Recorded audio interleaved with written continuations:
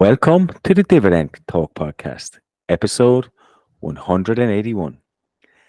2024 earnings season has finally started.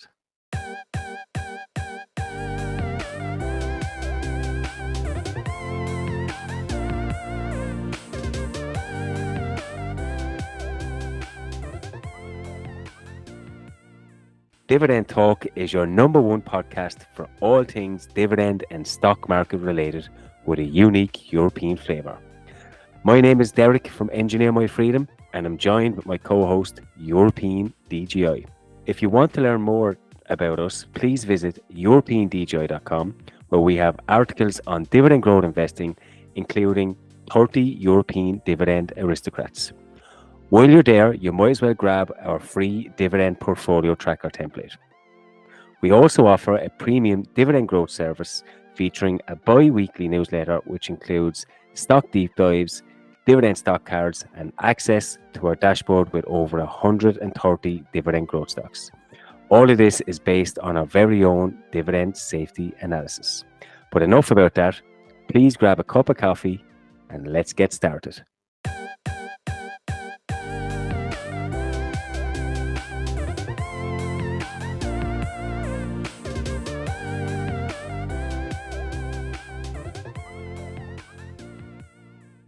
Hey, European DJ, it's earnings season. How excited are you? Look, this is one of the best earning seasons in the year because at least for us as dividend growth passionates, let's say, also being a little bit patriotic about European companies, it's just an amazing time because let's be fair, so many dividend hikes coming up now, and actually not only European, also the American ones. So for me, this is like a delayed Christmas.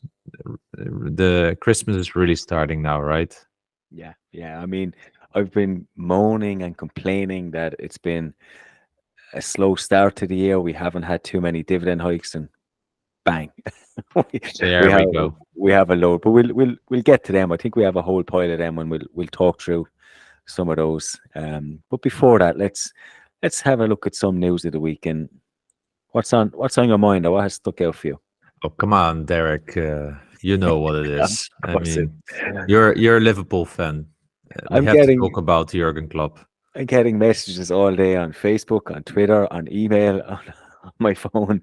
I mean, it's like someone has passed away. Honestly, it's crazy. But yeah, I'm surprised at the timing of the announcement, but I'm not surprised he's leaving, if that makes sense. I actually thought he was going to leave before last year, so I was happy to get 2 more years out of him. But So when will be a right timing then?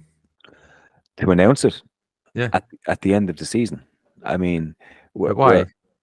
why? 2 reasons. One, we're in the middle of January, and if I know. right, good. But if we want to make signings, people want to play for Jurgen Klopp. Now they know he's leaving. I think our chances of signing anyone of any substance is gone, right? But that's not the biggest reason. We're in 4 competitions. Players, I don't know. Maybe in their heads they know Jurgen is not going to be there, and they might not have to give 100% because a new manager come in and they'll have to impress them. You So have played yourself. If you had an awesome manager, you want to run twice as hard for the guy to give him still the cup. I mean, you think that, but I don't know if you know Ben Foster, right? The goalkeeper Mhm. used to play with Man United. Listen to his podcast and the insights from how players think in these situations, or when a manager changes, or when they sign a new contract. The people at the end of the day, and he gives some interesting insights into that. And I mean, let's think of players that are on the periphery, let's say, and are only getting the chance because someone's injured. They don't need to impress as much now because the new manager is going to come in with new ideas, a new style of playing.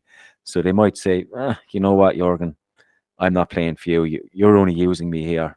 I'm going to sit this one out. I mean, so we're going to need that whole squad if we're going to challenge on these fronts. And I don't know. I just don't like the timing, but I'm not surprised. I'm disappointed, but it's football. It's a business. I honestly think the timing is great. It's quiet time now in England. You give the club the chance to find a new coach, a new manager.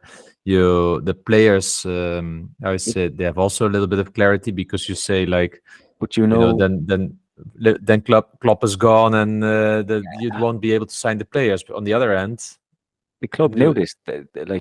They've known this since the start of November. So and they didn't announce it in November. They waited until. Yeah, I can imagine. It's not for me. It's now a perfect time. It's like in between the season.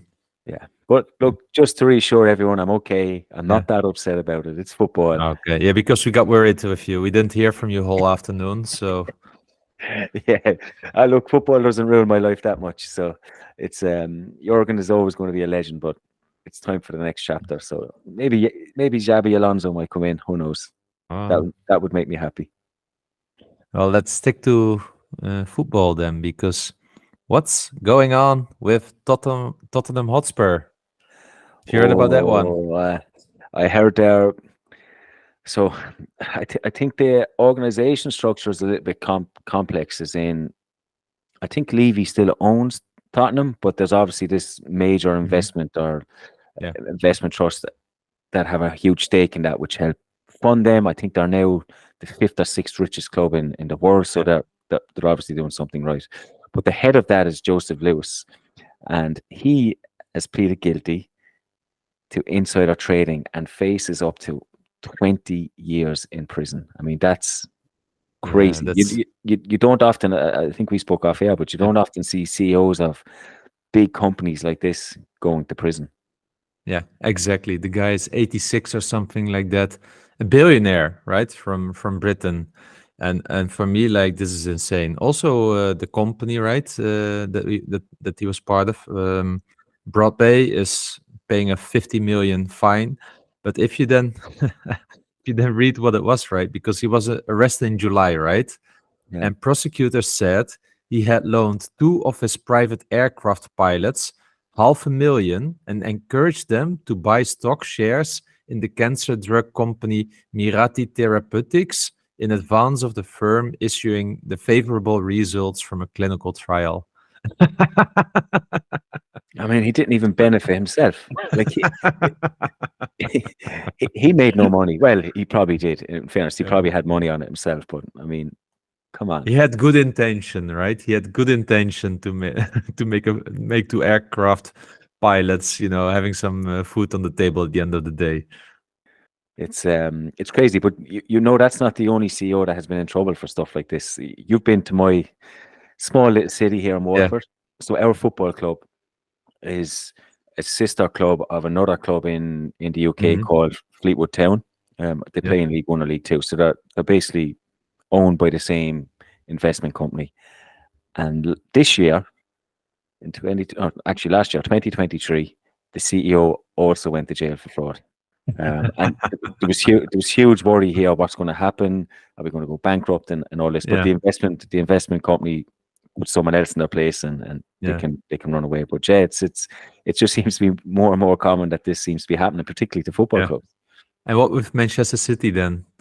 Man, the financial fair play. What do you think? I can't wait for them to be relegated over financial fair play. You think it will happen? It was like 115. I mean, look at what's happening in Everton with 1 charge or 2 charges, 115 charges. I mean, it has to. Yeah. I don't know. It's crazy. Like, it's crazy. I wouldn't like to see him relegated or anything like that. But if I was an Everton fan, I would be disappointed, knowing what I know about what happened to Everton and what is going on at Man City. So let's see. And Chelsea. I mean, how are they getting away with it? Come on. I don't know. What about United? I think there's trouble there. No, United are the richest club in the world in terms of revenue, so they generate a lot. They're good. Anyway, this is Dividend Talk, not football talk. So let's talk some dividend hikes. And I mean, look, we have to start with LVMH. You wrote an excellent in-depth article on them recently on our newsletter. It's divine timing on your part, because you also bought 1 share, and boom, within a week they hiked their dividend by 8.3%. Exactly, and the share price also popped up quite a bit.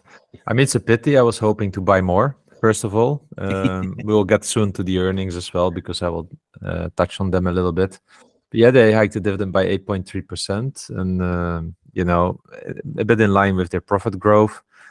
And yeah, I'm of course very happy with that, but it's still one share, so I will get 13 euros in April somewhere. Yeah, before tax. So, yeah.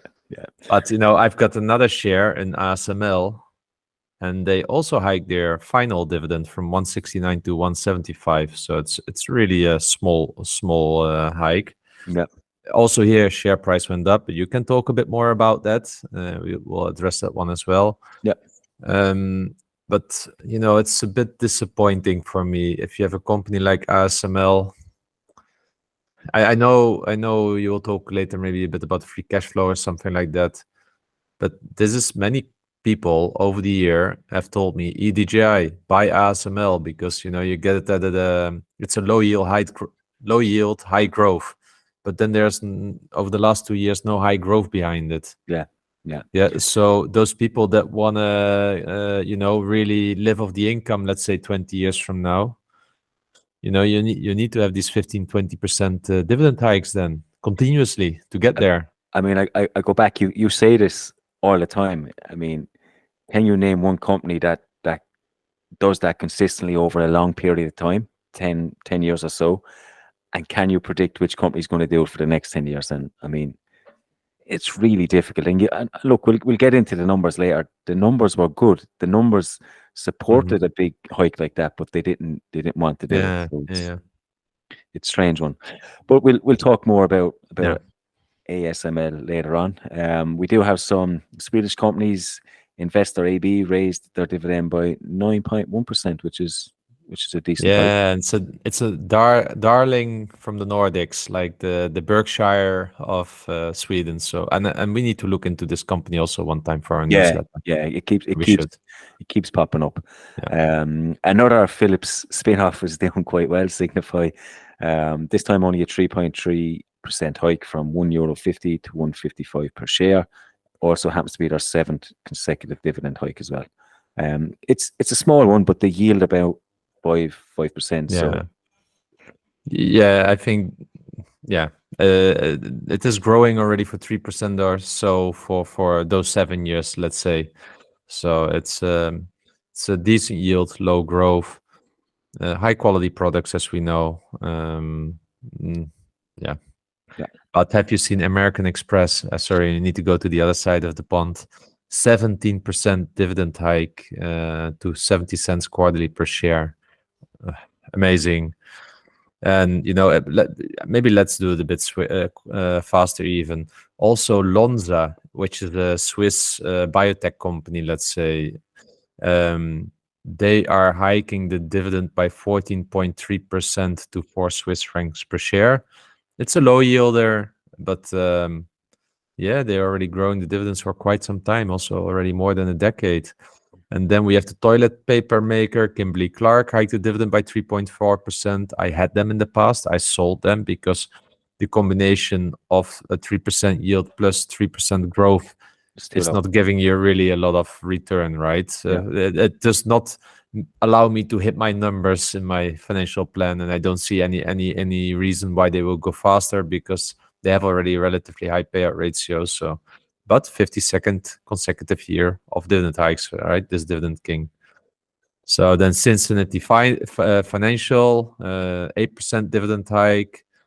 ADM, we know this one, right? Last week with the CFO from the nutrition division or something like that. Really surprised. I'm really surprised with an 11% hike based on what we know, that they suspended their outlook on 2024 based on their CFO cooking the books, or maybe cooking the books. So the more I'm learning about this case is that I think it's a relatively small fraud, probably encapsulated in a business unit.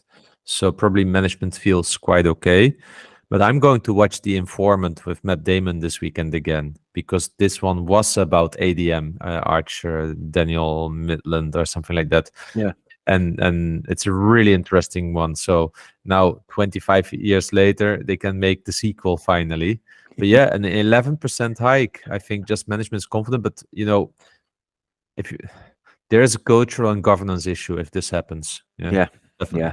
definitely. It's a mad one because on our dividend safety score Yeah, on numbers, purely on numbers, there's no sentiment involved in that. These guys have a relatively high score. It's marked as safe. They hike it. They're a dividend king, I think. I think they're over 50 years, but they have 11% hike here. And on paper, if you look at the share price now, if you believe that the fraud is small and they're going to come out of it, it seems like a serious buying opportunity for these. But for me, from what I learned is, man, I don't want to buy into fraud or litigation. I'm sick of those type of companies. So yeah, that's why I'm staying away. But me too. it's a fascinating case. This one, it's one I'm going to Definitely. watch Yeah, with joy. What you say, and joy of missing out. popcorn, Yeah, popcorn, with and joy popcorn. of missing out. Yeah. Yeah, Well, the next one is then Yum Brands. We know this one probably yeah. from Kentucky Fried Chicken and such, an 11% hike. Then we have Air Products, hike the dividend by only 1.1% to 177.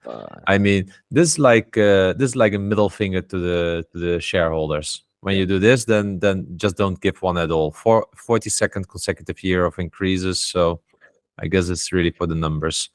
And then we have a bank, yeah, Skandinaviska Enskilda Banken, SEB. Thank They you. hiked the dividend by 26% to 8.5 SEK and will pay a 3 SEK Swedish crown special dividend, a yield currently of 7.6%. Alan, our friend, he owns this stuff.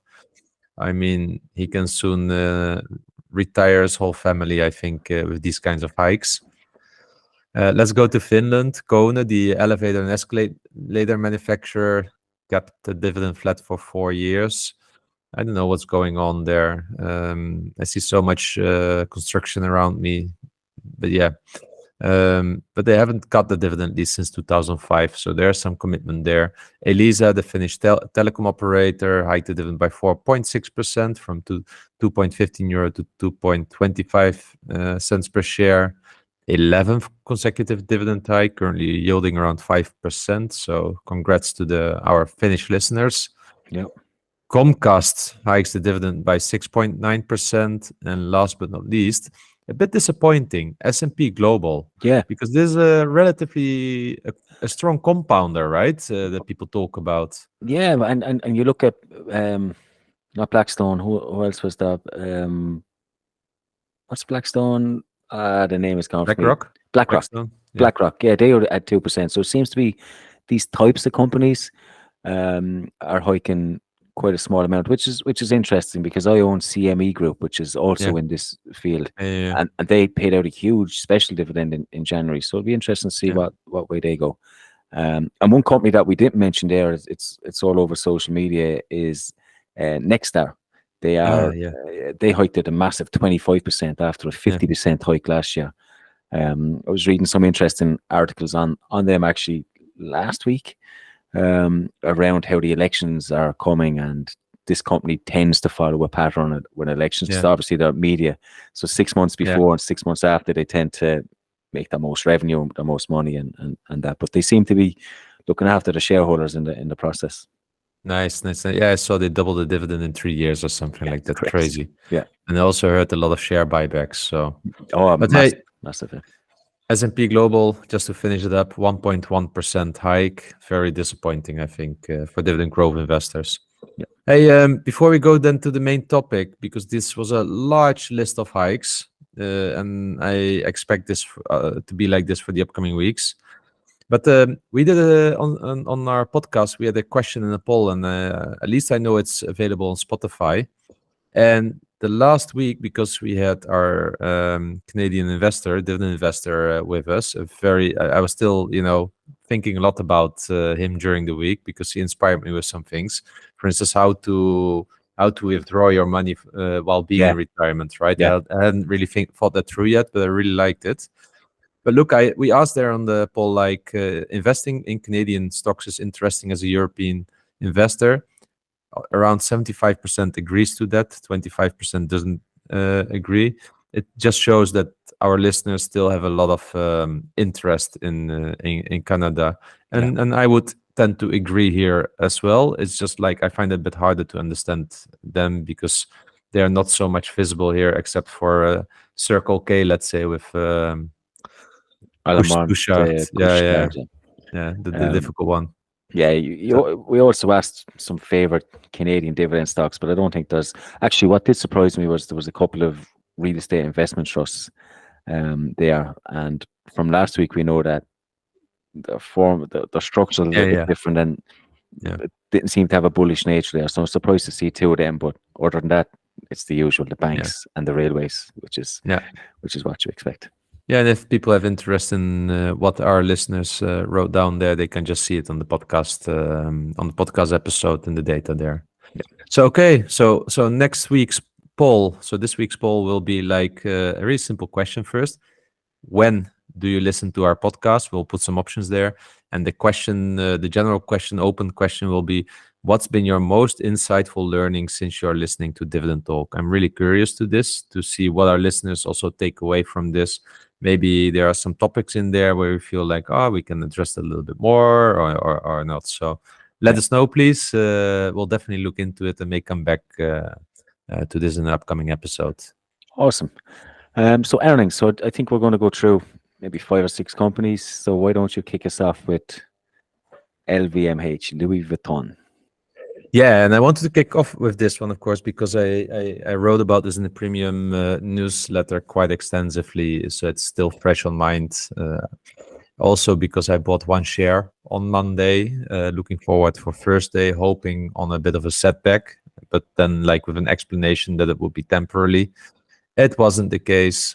So effectively, this company has several business units, of which one is the wines and spirits.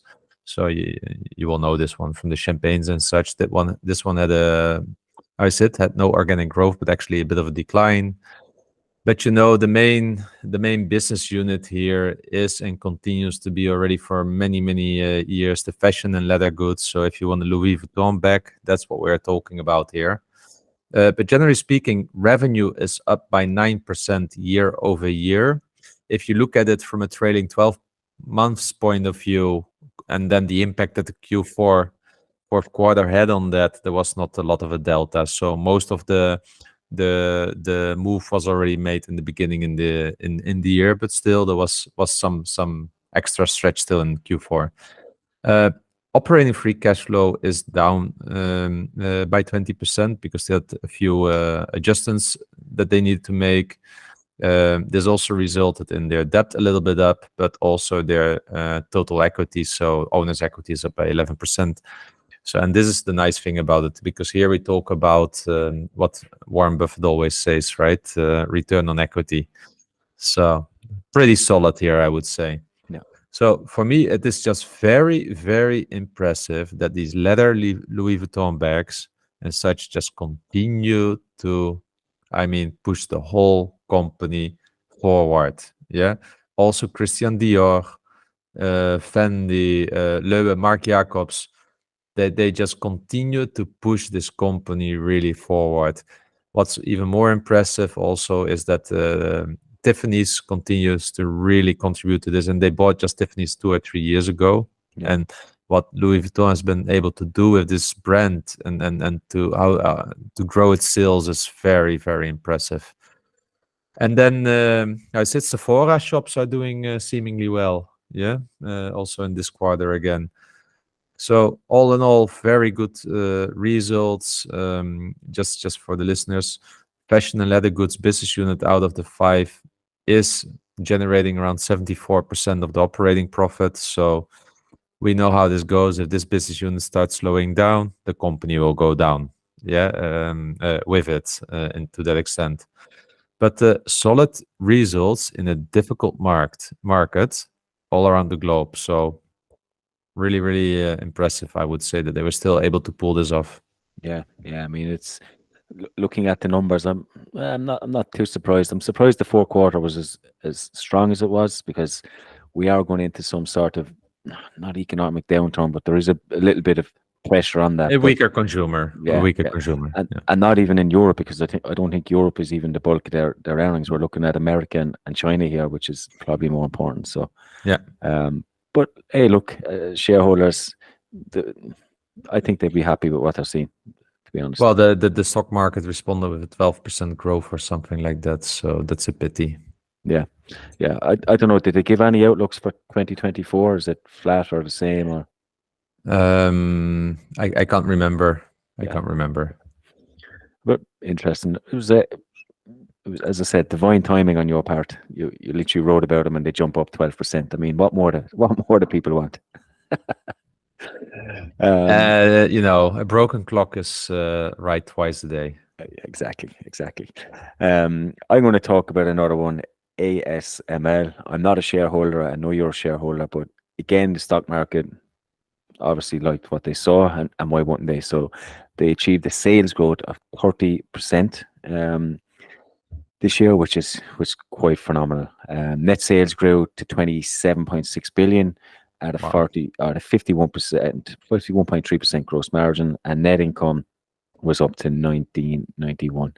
I mean, it's been a pretty good year for them. They shipped their first new lithography unit at the end of last year, which I think was earlier than expected.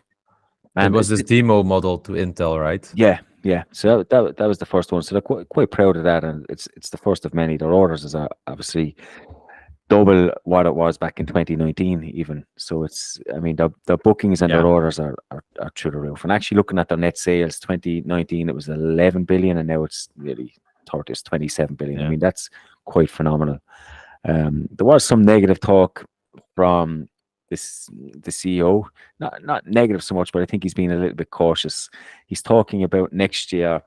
They're priming themselves for growth in 2025, and they're expecting 2024 not to be so good, but they're predicting that to be a flat year. And to me, when I look at the numbers, and I just spoke where they were in 2019, a flat year is still actually pretty good. I mean, 27 billion, the earnings is up around 19. Again, it was 6 back in 2019. So I mean, take 1 year breather. I'm okay with that. And then, what kind of growth are they expecting in 2025 if we had 30% last year? But I honestly think it's been a little bit. I think they're following this under promise over deliver method, because I went and quickly looked at TSMC. They had an announcement there last week, and they are projecting to grow more than 20% in 2024. And that's probably a good indicator for the rest of the semiconductor industry that the bottom is now in and they're expecting to grow. So I think ASML are playing it down a little bit, and I think we'll see some growth. I don't think it'll be flat. But look, overall a strong year. The one negative, as we spoke, was around their dividend. They increased it to €6.10. They have a bit of a confusing dividend policy. I mean, they have 3 interim dividends and then a final dividend as well. The dividend policy is as complex as their machines. Yeah, I mean, it doesn't need to be that complex. They said they increased it 5.2% over 2022.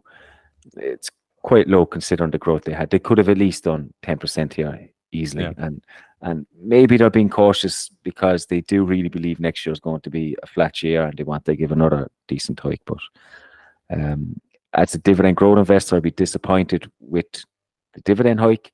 But as the business and everything else, it looks pretty strong, doesn't it? And coming out of a cycle like we're coming for semiconductors, it looks like the next 2 or 3 years is really going to be good times for this company. Also the share price popped up 12-13%. So and what was interesting, right? Many analysts have been now upgrading to 900 or something like that. So what happens? They predicted, let's say 650 or 700. The price pops and say, okay, now we need to put it to 900. I never see them doing like, 650. You know what? Let's keep it on 650 or let's make it 600. No, all to 900. I'm getting crazy of these analysts. I don't know. I mean, it can't be that just on a quarterly earning, you increase your own expectation by about 20 to 30%. Just on a single quarterly earnings. That's insane. Then they are not thinking long term. Really not. I mean, I wonder how they come up. They must do like discounted cash flows, or they must have a model that they follow to give these estimates. But like you, I'm baffled by how they can adjust it on a quarterly basis like this, and not even in a small range. Sometimes it's such a wide margin. It's it doesn't even make sense to me. So I mean, I pay very, very little attention to what they have to Yeah. say, honestly. Yeah, but I know that many people look at it and they see that as an, okay, you know what, 900, okay, so I can buy. Yes, Yeah, yes, and but we that's know that if next time it drops back to 700, it will be again. Oh no, well, there's a headwind here. Up 650. Ka-ching, ka-ching. they probably have a dartboard and they're just hitting a dartboard. Okay, 900 today. Let's go with that. I do think they do. I do think they take their job serious. To be fair, I do think they take their job serious. I do think they do DCFs. But I was once working in a computer shop, and if you all the day selling computers, you want to buy a computer. Yeah, so I was buying every year a new computer all the time, the best, overpaying, of course, compared to the requirements that I needed. And I think this is the same when you have such a job. I mean, yeah, let's cut them some slack. If you're an analyst and you're close with a company, you're ringing the PR department, you might be ringing the CFO or the CTO or even the CEO, depending how close you are. You have a feeling of responsibility for that company as well, and you're probably being fed all the good things. And if you're constantly being Exactly. told all the good things, then maybe. Yeah, and they have bonuses and all this stuff, Exactly. and an adrenaline kick as well. So yeah, let's upgrade, and maybe also because they know it attracts viewers or clients, right? I prefer to look at the credit ratings when they upgrade or downgrade, because they give clear rules of why they upgrade or Exactly. downgrade. Exactly. So Yeah. that's what I prefer. Yeah, nice one. So let's stay in the technology sector then, because I was deeply impressed with Visa's numbers. Surprise, surprise. Yeah, and I did a video one time on YouTube about Visa, and it was at around the time that it was in the low 200s, high 190s. And I didn't buy it at the time then. I guess I was a bit too greedy. But if you see how it developed and how it continues to grow, it is truly an amazing story, right? What Visa is doing. So in this case, that they grew again their revenues with 9%. Yeah, and 9% we need to know is like already for a decade or something like that, and then continuously, which is very important. I think they're probably the company with the highest profit margin in the world, 85%, if I remember correctly from my analysis at the time. Yeah. I mean, if you can do this, that means you have no competition. You have, and we know they have some competition, but this is just insane. Yeah. If we then look at the earnings per share, it grew by 20%, and that is possible if you have such an profit margin, to $2.39 just in a single quarter. Now, if we then look at payment volume growth, 8% overall. In this case, I would argue that most came from outside of the US, which is also really good for them. It means that it's not always just US that needs to pull things forward. And honestly, if I think about Europe, I believe that MasterCard and Visa are really the payment providers here. We have also, you see it on the bank cards, right? So it's really like a duopoly here, I think, from that point of view. Now, if we then look at ICIT, also just in general, the transactions, again, also here, cross-border, 20% growth, and just like normal ones, 11. So it's crazy. It's crazy numbers. Really good company, really on fire, I would say. And I just wonder, like, how long can this stay? Of course, if we really go into recession, I expect this to decline, but the underlying growth is really, really strong. Yeah, I mean, I've been saying this company's overpriced for 3, 4, 5 years now, and I'm looking at the share price chart now, and it just goes up. We had a dip in 2020, of course, like everything else. But like you said, the struggle I have with this is it's a great company. That dividend yield is low. It's 0.78% as we speak. Yeah. Can they churn out double-digit dividend hikes for the next 10 years?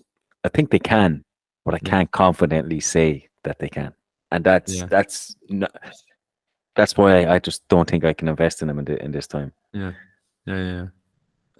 Yeah, let's see. Let's see. I find very interesting. I find it also a very interesting space with Revolut, Apple Pay.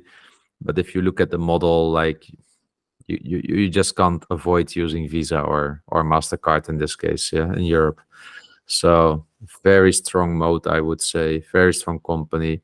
And the risk here is that those companies become lazy, yeah, that they start underinvesting.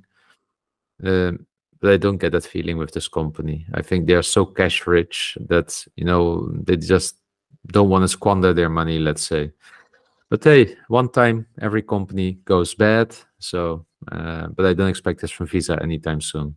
Yeah, yeah, good company, and maybe not a tech company, but more of a biotech company now is Johnson and Johnson. And it's, do you know what? Looking at the numbers don't look too bad, but it's one of the first times I've seen some negative commentary around Johnson Johnson after earnings, and the share price actually dropped maybe 2 or 3%. But focusing in on the numbers first, they had 85.2 billion in sales worldwide. That was a 6.5% increase. Diluted earnings per share was actually down 15%. It was 520. I assume we're talking about litigation costs here and so on, which affected that because their adjusted earnings was up 11%. So they've taken off some costs there. But I mean, every time I look at them, I see a 5%, 5 to 6% growth, which they normally hit. They've given that guidance for 2024, which is fine. Their best-selling drug, which is Stelara, I believe that was up 14.5%. But I think that's coming into its patent is ending this year or next year, and next year, 2025, and we're going to start to see some biosimilars competition. And I was reading through the transcripts of the questions, and the CEO has been pushed pretty hard on this, particularly on the strength of their pipeline and their portfolio. And I get the sense that investors and analysts and people on that call are not convinced that the pipeline is strong enough to support the decline that's expected in this Stelara. The CEO of Walk, I think his name is, he's quite adamant that they are, but you get the sense that the drop because of biosimilar competition is not going to be replaced by what's existing in their portfolio. So I think that's why we've seen a lot of drop. Also, we've got this litigation about the talc, and again, he's adamant they're going to go down the bankruptcy route. So I think this is the third time of asking they're going to go and knock on this door. I'm not quite sure what the play is here. They must have some sort of insider information, because I know they reported there a couple weeks ago or maybe a month ago saying that they've made a breakthrough and there's some deals starting to take place with that. But now they're filing for bankruptcy again. I don't get it. I mean, you got denied twice. At what point do you stop filing for bankruptcy? So they must feel like that's going to happen. So look, I think it's an interesting setup. I think how their portfolio, how their pipeline handles this biosimilar is going to be key. I'm not sure. I'm not strong enough to know the products inside out from a medical standpoint, how they're going to do that. But nothing sticks out to me saying that they can replace that revenue. Well, the risk just with Johnson & Johnson is due to the spin-off of Kenvue. Of course, is that they are now fully dependent on those few drugs. Yeah. And it became a pure pharma biotech company. And if shareholders still think that this is the good old diversified Johnson & Johnson from their parents, it isn't. It is now. And you're now in this company that you really need to understand the pipeline. Yeah, 100%. And to the CEO's credit, he was pushed quite hard, and he was asked multiple times asking about M&A. Are they going to go out and acquire someone now to help bolster this pipeline? And he said, no, we don't need to. We can do this. We have a strong enough pipeline. We have strong enough products. So he's confident. But I mean, I don't know. As I said, I struggle to understand pipelines because I'm not in that industry. I'm not a scientist. So you can only take what you see at face value. And it seems like the general consensus is that it's not strong enough to recover what will be lost due to biosimilars competition. And do you own Johnson & Johnson? Yes, it was a relatively small position, 5 or 6, maybe more, maybe 10 shares or so. So it's Yeah, comparatively small in my portfolio. But if I had a large position in them, I'd have to understand it more. I'd be more worried, to be honest. yeah. My position is not big enough for me to worry about that at the moment. But Mhm. uh, what about you? You're probably a bigger Yeah, shareholder. I've got quite a decent position. I feel quite fine with it. I've looked at what I like about their pipeline is at least that they are not dependent on a single drug for, let's say, 80% of the sales. Hmm. They have quite a good diversification in there. So also the company has still, remember, a triple A balance sheet. Yeah, of So course. it can do acquisition if it needs to buy its way out of it. So I feel more comfortable with Johnson Johnson than, for instance, with AbbVie. With AbbVie is still the high debt load. There, the decline in sales. Will the pipeline replacers really replace it on time? Right, the Yeah. other three drugs. So I see more risk there than with Johnson Johnson. You you've got a similar problem, but AbbVie has a worse balance sheet. Yeah, yeah, yeah, yeah, That yeah, yeah, exactly. and that's the issue. Whereas, Yeah. as you said, Johnson have some wriggle room. They can buy. They can do something. So yeah, I'd agree with that sentiment. Okay, so then I want to go back to technology because you started drifting away a little bit from technology. Let's talk about Texas Instruments. So maybe for the listeners that may not know that we did a breakdown on Texas Instruments several shows ago, probably 20 or 30 ago. So just check our episode list and you will find it. And one of the things that we know that is very specific to Texas Instruments now, they are doing an Intel at the moment. Yeah, so they are now investing heavily over the next 4 or 5 years. I said in new manufacturing capacity, which is therefore also putting lots of pressure on their free cash flow because they measure their free cash flow as the ultimate shareholder growth, let's say, right? What is interesting, if you go to the website, they're always so slick with presenting everything. Yeah, on the numbers, it's so easy to read. But why does it? Why they are still showing that their free cash flow grew by 11% on an annual basis between 2004 or 2005 and 2022? Why didn't they make it already to 23? You Yeah. can guess why. Well, I have a feeling because the numbers look, of course, much worse. Yeah. Yeah. So the issue that they now have is with the free cash flow is that they're investing really a lot at the moment into this capacity. So a lot of capex is going out. For your reference, a year ago, over the fourth quarter, they spent around 2.8 billion in capex, and now 5 billion, almost 80% more, 90% more, and they were ramping up then already a little bit. So the free cash flow last quarter in 2022 was around 6 billion. It's now 1.4 billion. That's of course a big decline. Um, but it's not just only the increase in capex, because also their revenues have been declining year over year, quarter over quarter by 13%, which led to also a net income decline of 30% and earnings per share decline of 30%. So it's not just the investments, they are also struggling a little bit with demand, I Yeah. would say. And what they also mentioned is they are really experiencing yeah, more weakness in the industry.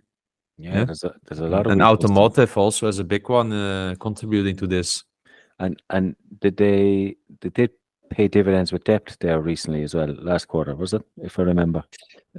Yes, because they can hardly cover the dividends. So they paid, let me see. No, they're still good. If you look at the dividend here, no, they're not, yeah, they're not, they're just good. So they paid 1.2 billion, let's say, in dividends in the Yeah. last quarter, and they earned 1.3 billion in free Oh, cash flow. So it's just covered, which is good.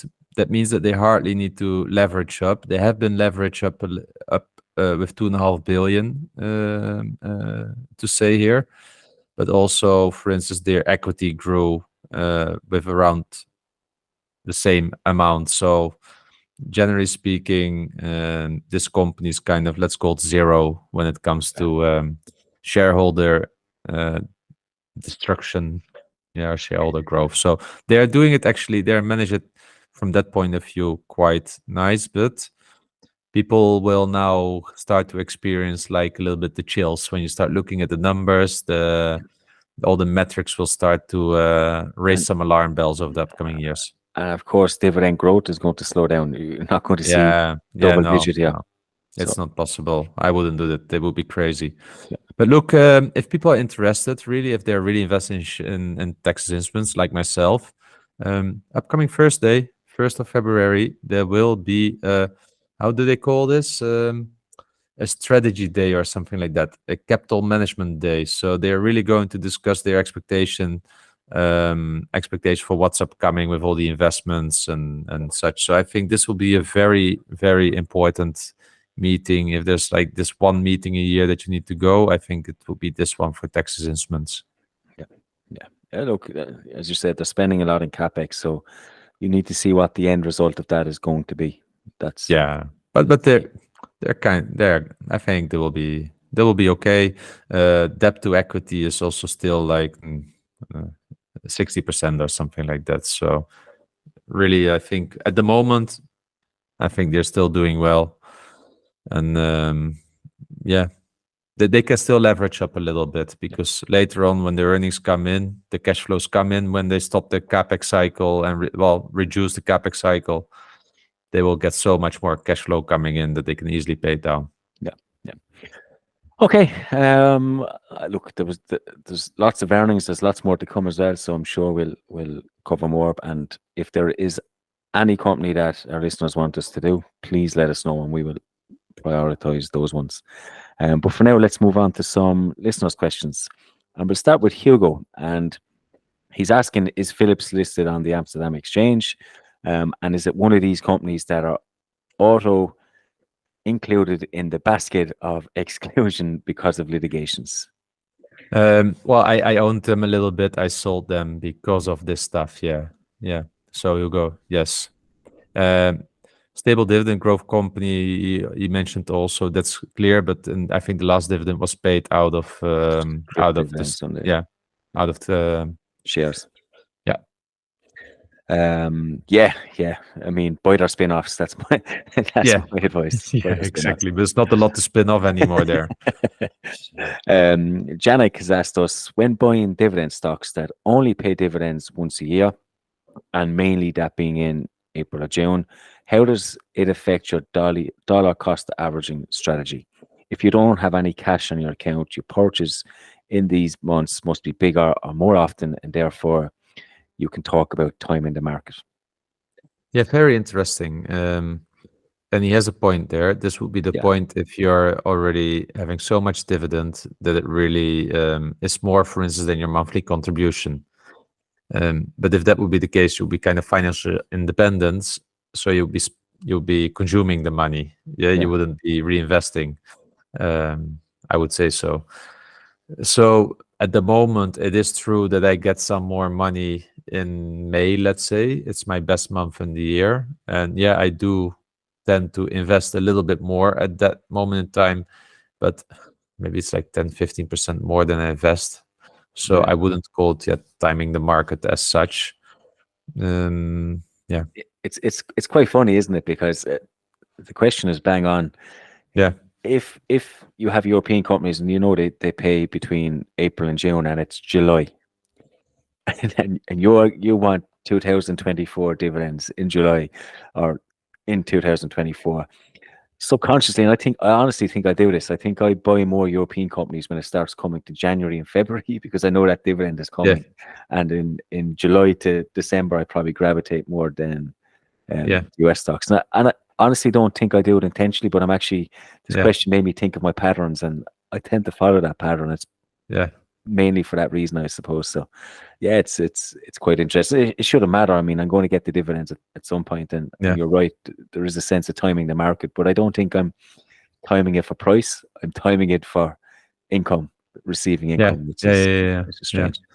Yeah, it's a good point here. I think if you at a certain moment, for instance, living off dividends, and you've got 3 times more in dividends than you need, then you're really timing the market if you would spend it then. Yeah. But for now, I don't see it like that. That's a really nice, thought-provoking question. Yeah, it's a great question.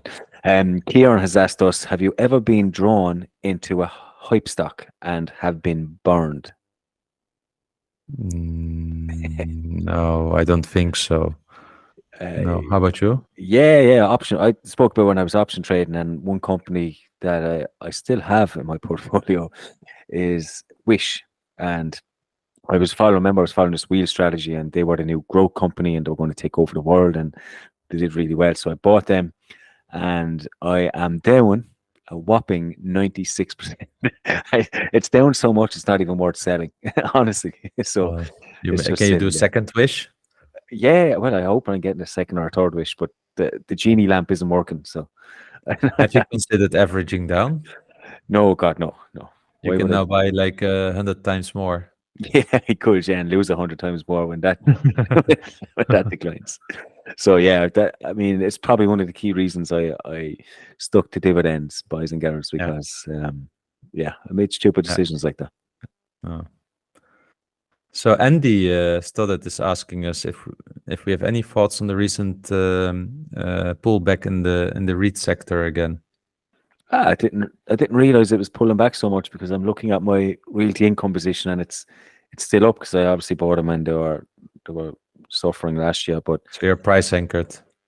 no, not price anchored. No, I've been buying a lot more Agree Realty and Vici. Pretty much is the two Yeah. that I'm in, and Vici has pulled back quite a bit, actually. Yeah. And it's more closer to my fair value, so I'm buying on that. I Yeah. didn't realize it was an overall sector pullback, but I'm still bullish on that sector. I mean, I think I did a deep dive on Agree Realty. I think they're better placed than Realty Income at the moment. Their valuation, I have them at around 53. I bought them at 58, so if they're close to the 53, I might add some more. But yeah, I'm still averaging into both of those. Nice. Frank has asked us, what sort of approach do you take when considering a country's withholding tax rate, and whether or not it's worth your time even investing in that region? When I'm really interested in stock, let's take Evolution AB, 30% dividend tax. I look at the tax after the yield after tax at that moment in time, because that can tell you still, like, is this really what you want? So let's say like that by minimum, let's say I would like on average, let's say a dividend yield of 3%. I pay 90% dividend tax in Poland, let's say 20%. So it should have as a minimum 2.4. So yeah, maybe if you go then to a country where it's 3.3 or something like that, and then after taxes 2.4, you have the same. And what I've seen over the years, that somehow, and maybe it's just also, maybe it's not depending on the country, maybe it's also a bit more European stocks, but it feels like there is kind of something priced into these companies often from those countries. Somehow those countries trade also at more attractive valuations, I would say, lower multiples. But I don't know if this is because of the tax. I don't think so. I think maybe it's just in general, because if you go outside of the US and especially, you will find less propped up prices. I know you look at yield after tax is what you look for, so you don't pay too much attention to the withholding tax. But for me, investing in someone like the Swiss companies, I find it really difficult. Yeah. As a small retail investor, I'm not going to earn enough to even think about claiming anything back. Yeah. So I really hate paying more tax than I should. Mm-hmm. So I tend to stay away from Swiss companies. There's some really, really good Swiss companies, by the way. Mm-hmm. But I stay away from them for that reason. Yeah, but if you then live in Germany and you have a very relatively easy tax reclaim procedure, it becomes a total different story. Yeah. I mean, the sooner Europe gets its act together and makes it easy for cross-European tax reclaims, the better, because, I mean, that's what we need. Yeah, our clerks are working on it. One is this called liberalization of the tax reclaiming, but also they are of course working on this thing where there will be one way of data exchange where companies need to really report on certain standards, so that there will be one European database, like a little bit like the EDCAR database in America. So Yeah. hopefully that will also be there in 3-4 years. It's Europe. It won't be there in 3 or 4 years. Come on. I know. Richard has asked me a question. He's currently reading The Income Factory, which is a book I spoke about on the show. It is making Richard consider his investment strategy as he closed towards early retirement. Has the book changed my perspective at all? Um, I think every time you read a book or something, a strategy, I think you learn, you pick up some things, and 100% I picked up some things, but it didn't change my overall strategy. What I do have is I have a small portion that I relate to investment trusts, which pay me higher yield, which is more income. But it's a small part of my portfolio. I'm still dividend growth by nature, and I still focus on that.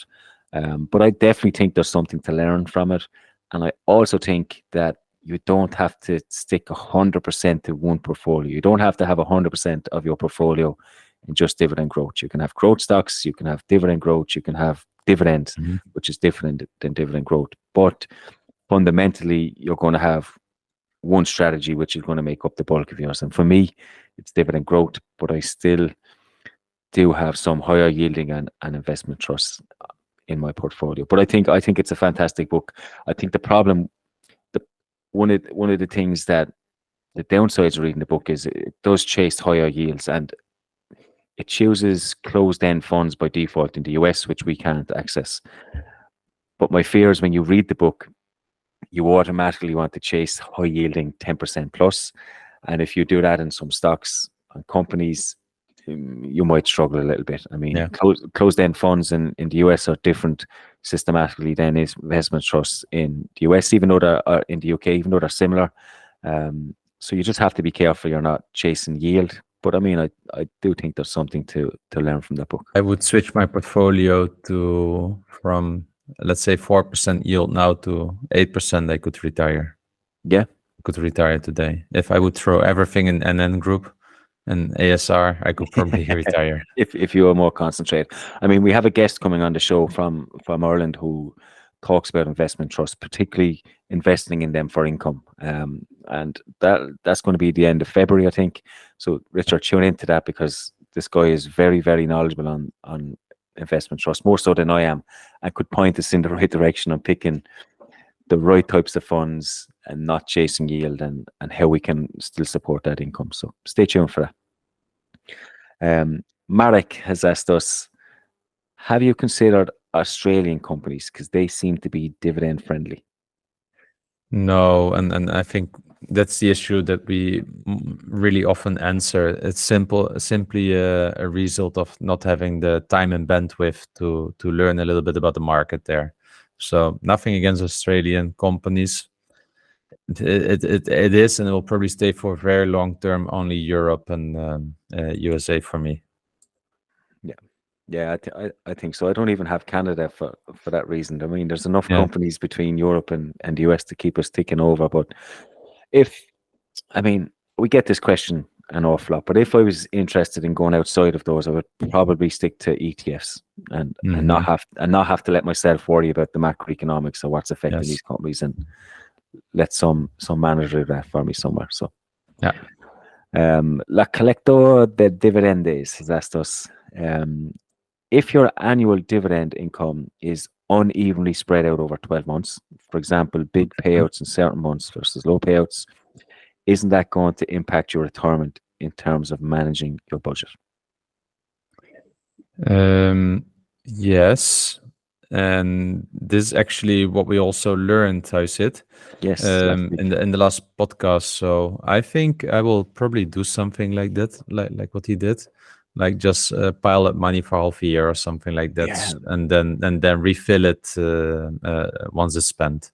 I mean, it was so good to have Nelson on, because I mean, we talk about what we would do in retirement if we get to retirement, and Mhm. but he's living it and doing it, and Yeah, I loved his attitude. First of all, I mean, he really did not care what anyone thinks, and he lives his lifestyle the way he does. But that was so interesting to me how he builds up a 6 month pot, yeah, takes that out, he has 6 months cash there, and then he can build up his other account again. So I think that's a fairly good way to do it. To be fair, yeah. I think as well. You did really well. BTO5, Chinese stocks and their complex corporation structure in the Cayman Islands. He's listed BABA, BYD. How much riskier are these? Well, of course, there's elevated risk there because of the lack of transparency and adherence to standards. That's easy. Yeah, Exactly. You go to the Cayman Islands yeah, for one reason and one reason only, and then I mean China adds another layer of complexity and yeah. regulations on top of that. So for me, it's a no go. So Well, we know that Alibaba is paying a fine, proactive fine to the Chinese government. It's kind of a dividend. So just to satisfy the government and keep them quiet. So yeah, that's the risk of Chinese stocks. I own still Alibaba. I'm in it for the long run. yeah, They pay a dividend now, so they yeah. haven't cut it yet. So I don't sell before it's cut. So You knew that was happening. But come here, look, if you were honestly, if you were to look at Alibaba, would it, if they weren't a Chinese stock, if you didn't know where they were from and just yeah, handed you their financial statements, you'd say, wow, yeah, this is a yeah, good yeah, company. yeah, So yeah, it is a good company to own, but yeah, there's complexities there. yeah. Um, Joe has asked us, he has two questions. The first question is his wife and himself bought a house, got married, went on honeymoon, having a baby. Congratulations. And for 18 months, it's been hard to save, and it gives him a new word, ammo, anxiety of missing out. Have you ever had a period in time in which you couldn't invest, and how do you deal with it? That was my whole life until I was 30 or something like that. I Mm, had no money to invest. Really simple. I was not earning enough. I was just earning to make ends meet. Yeah, yeah, I mean, look, honestly, I would say to Joe, you got married, you went on honeymoon, you're having a kid. These are exciting times in your life. They're big, yeah, big milestones. Enjoy them. Forget about investing. Forget about everything else. yeah, Enjoy the moment. Your time will come when you will not have to have those big outlays. Maybe yeah. 2 or 3 years time. I mean, enjoy your baby, Exactly. enjoy your wife, and just don't worry about it. I mean, we get so sucked into these things sometimes, and I I have to mean, invest. I have to invest. But if you miss a year or two, so what? I did the same. Yeah, I bought a flat at the time, got married, had a honeymoon. For God's sake, got two babies. Yeah, and I was not investing. I Yeah, was simply not I didn't even know that such a thing really existed as what I'm doing now. yeah, I still had to discover it, and I remember it. If I had €100 left at the end of the month, that went straight to the savings account, so that I was able to save up €1,000 on my savings account, so that if the fridge would break, I could buy a new fridge. yeah, That's sometimes specifically that I consider my definitely at that time. If you have like a relatively okayish middle class income, and you just bought your house with a mortgage and everything and a down payment if needed, you're just in this situation. It's a certain life situation, and investing at that moment, if you can't do it, you can't do it. Life is priority. exactly, exactly. I honestly would not. I was in my 20s when I bought a house and had kids, and I didn't start investing till I was in my 30s. I mean, look, enjoy yourself, enjoy that. Yeah, The second part of Joe's question is in relation to Kering, ticker yeah. symbol KER on the Power Stock Exchange. 3.9% dividend, 50% payout, 0.5% debt to EBITDA. What do you think? Yeah, I've looked a few times into it. It looks generally interesting. I do remember that something draw me away from it. I don't know anymore what it was. I'm Maybe it's the pretty dividend history. sure they cut their dividend. Yeah, I'm 80% sure they cut the dividend. yeah. So yeah, Yeah. that's the Uh, answer. it does. It honestly, it does. It's popped up a lot on me as well. I just haven't dug deep enough into it. I think it did have a checkered past, but I mean, past is not indicative of the future. So, I mean, it could change. I know the recent history is quite good. So it does look good. It has good brand power. And it would be a good company to research it at some time, but Yeah. it's not on my radar to do that anytime soon. Yeah. Arc Diaz has asked us, is he over diversified? Or he believes he's over diversified. Can you recommend a trimming strategy? Which stock to remove based on what? Yes. So, and it's good that he didn't mention which stocks he has, because then I wouldn't answer. It's for me, what I would do, I would look at the stocks that are very correlated to each other. Let's say that you have, I don't know, both Unilever and Procter and Gamble. Yeah, you know that they will be both sensitive to the global consumer. So there's strong correlation there. You don't need both of them. Just take the strongest company and get rid of the weaker. That's what I would say. So and I would look at that at your portfolio. Don't start don't start throwing or trimming companies with a decent to high quality, let's say, that are not having this, that are having no correlation, because you benefit. Like for instance, for myself, 2 years ago, the general share or the S&P 500 went 20% down in that year. Was it 2022, 2021? Yes. One of those years. Yeah. I had a few 1 or 2% growth or 3% growth because I had a lot of energy. Yeah. So and this is what diversification is. So if you want to trim your portfolio, make sure that your portfolio stays diversified, for instance, across sectors as an example. But sometimes that's not enough. You need to think like, who's the customer? Yeah. And based on that customer and the products they sell, look at that. And you don't need, if you have, let's say you have 10 stocks, you don't need 5 stocks with the same customer, because then you're very concentrated, actually, or you have a very correlated risk. Yeah, I think that's good advice. I mean, if you have 3 or 4 within the same sector, you can easily trim that down to the top 2. How do you know who the top 2 are? That's where you do the homework. Yeah, but I would start with balance sheet, do a balance sheet analysis, and start from there. Morpheus has asked a really good question. Some fellow investors invest in Louis Vuitton by buying Dior stock, CDI, and claim that you will buy Louis Vuitton with a discount this way because of its holding structure. Yeah. Are you aware of this? Can you explain it? What are the risks? Yeah. Because so generally it's a whole network. Yeah. So this holding structures, if you start really looking into it, it's one big spaghetti. But this true that with Dior investing in there, you own a piece of Louis Vuitton as well. Why could someone argue that I said when you buy Dior that you will get it a little bit cheaper? Is because you buy equity more. You have the equity share. So if Dior is cheaper valued at a multiple, let's say, than LVMH, then you benefit from that. So, and that's mainly it. So it could also be the way around. If the multiple from Dior would be higher than LVMH, it would be the way around. Oscar has asked us, he said, guys, I have a feeling that when somebody compares high dividend, low growth stocks with a low dividend, high growth stock, that everyone is talking about yield on cost after X amount of years. From Oscar's point of view, it would be way more sense to compare these on a reinvestment basis. What this means is we should compare the absolute amount of money received. Sure, the dividend per share grows 10%, with a 2% yield, grows faster than a 2% grower, 10%.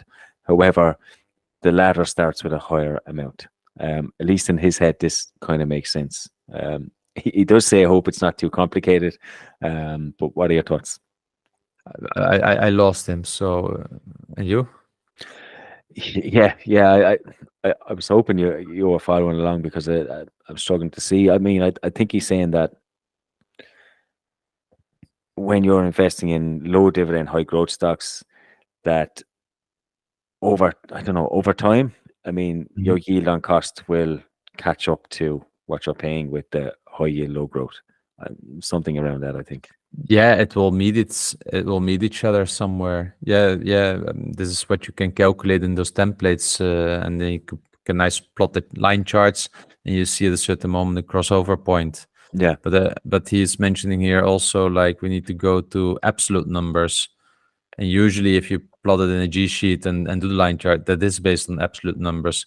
But maybe Oscar, I can't really follow you exactly with the question, so maybe you can plug the numbers in and maybe send a screenshot and then point things out. Maybe maybe I can follow it better. yeah, yeah. And feel free to send us an email on it, and then Yeah. maybe we can talk it out a little bit more, just to see our point of view. But yeah, I think looking at absolute numbers, you will see them cross over, and eventually the low dividend, high growth will surpass. So yeah. MB has asked us a really small question: visa valuation? Question mark. On the expensive side. Yeah. Alcoba, what are your thoughts about ASML results and a new dividend aristocrat, Fast Anal? Well, my thoughts on ASML is that the results were amazing. I didn't expect that. If you read Intel and such, they are, of course, heavily investing, but how they are struggling. I guess ASML doesn't care about that because they are sending the capex from Intel to ASML, from everywhere to ASML. So they're just a net receiver, and it's amazing to see this. Their backlog is impressive, very good numbers. Fastenal, I don't know the company. Yeah, I mean they got added to the dividend aristocrats, so they've a lot of hype around them. I don't know either. And we spoke about ASML already. Claudius, do you still believe Texas Instruments is the right semi pick considering the short term poor performance compared to its peers? Um, I think so. Like definitely better than Intel here. And if I think about TSMC, yeah, Texas Instruments. And what I like about Texas Instruments is that it's kind of a little bit alone with the analog chips and everything. So I'm actually not too concerned about Texas Instruments. The poor performance, yeah, like we said, they had like 9% revenue decline. They are not on the AI hype like Nvidia or something like that. But if you think about all the chips that will need to be in the cars, that will also be AI driven more and more. They'll yeah. As you can see in my answer, it's harder to answer. Yeah, but yeah, I have a lot of conviction. Let's call it like that. Yeah, but do you think they're the right pick in the semiconductor space? I don't Yeah, but know. that requires me to have a really deep understanding about the others. And for instance, I don't watch AMD and Yeah, Nvidia. They're up in the sky. and that's what I'm thinking. I mean, if I was to answer this question based on what he's asking me, I would say no, because I'm pretty sure there's others in the semiconductor space that are not dividend paying companies. I'm discounting Yeah, dividend companies that and not investing in their capex as much and not investing and going through the period that Texas yeah, Instruments are going through. And there's a lot of talk from ASML that semis are coming out, excuse me, of this bottom of the cycle. And it could be bad timing on Texas Instruments' part. They might miss a bit of a yeah, jump where some of their peers might be better placed to take advantage of yeah. coming out of this cycle. So, yeah, I mean, it's a tough question to ask. Are they better than Intel? Yes, I Mhm. would say so. But are they better than most of their peers in that? I don't know. I have a whole list of them up here. You've got Nvidia, Broadcom, TMSC. And there's about 50 others Yeah, that I've never heard of that might be in a better place than Texas. So yeah, I wouldn't be in a rush to. If I was not invested in them, I wouldn't be in a rush to invest in them right now. Let's put it that way. yeah. So I'm invested in them, but I'm also not in a rush. I'm really slowly dollar cost averaging into the stock. The price is also kind of not doing anything, the share price. So yeah, not in a hurry. 100 Bagger has asked us, have you ever considered ticker symbol PLD? It's one of the biggest REITs. It's got a pristine balance sheet, a long track of EPS growth or funds from operations growth, I assume. And it's got decent CAGRs in terms of dividend and free cash flow. Yeah, so we're talking about Prologis, right? Yes, of course. I've been definitely looking at them because I also did a video one time, I think, on all the real estate investment trusts within with a balance sheet, and Prologis is one of them. You know, for me, when I'm investing in a real estate investment trust, then I need to definitely get more than 2.75% yields. Yes, that's the problem. That's, I mean, they keep popping up. To be fair, they keep popping up on a lot of radars. No doubt the quality of this REIT is there, but as you said, real estate investment trusts, I want at least 4. I want at least 4, nearly 5% on them. Yeah. So too low of a yield. But yeah, I can see why investors would pick this kind of company. Yeah. So this was the end of the show, Derek. Thank you so much. Lots of questions, lots of earnings, even more dividend hikes. Yes. It was a lot of fun. And maybe we can already announce a little bit who the next guest will be next week. Just as a cliffhanger, and only for the people that stayed so long with us till here. I mean, think of fast graphs. That's all you have to think. Yeah, think about fast graphs, and see you next Friday then. Yeah. See you next week. Remember, both of us at Dividend Talk are not certified financial specialists through formal education. We are just two guys sharing our journey for inspiration and entertainment purposes. Hence, this is not investment advice. Although we do our best, we can't promise that the information discussed is always correct, nor appropriate for you or anybody else. We always recommend that you do your own due diligence and be accountable for your own choices. As we always say, you can't borrow conviction from others. Last but not least, by listening to our podcast, you agree to hold us harmless from any ramifications, financial or otherwise, that occur to you as a result of acting on information provided in this podcast.